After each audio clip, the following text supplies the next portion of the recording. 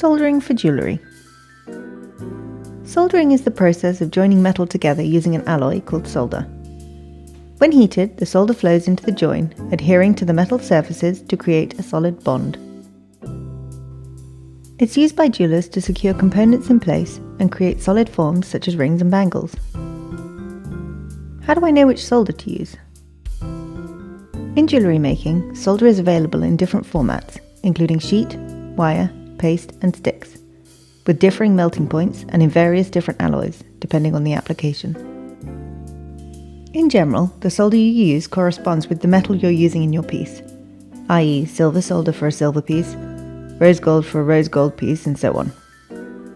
And starting with the hardest solder first, or the solder with the highest melting point.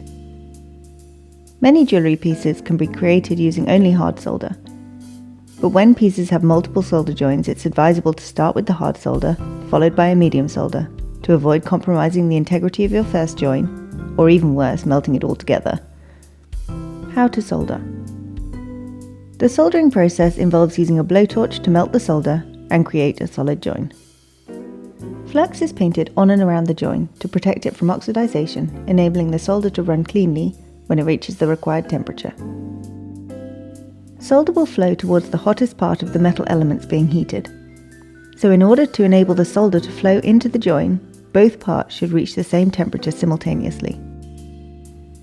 If one part is hotter than the other, the solder will not flow into the join. When the solder has run, remove the heat and allow it to cool down or quench it in water before pickling to clean.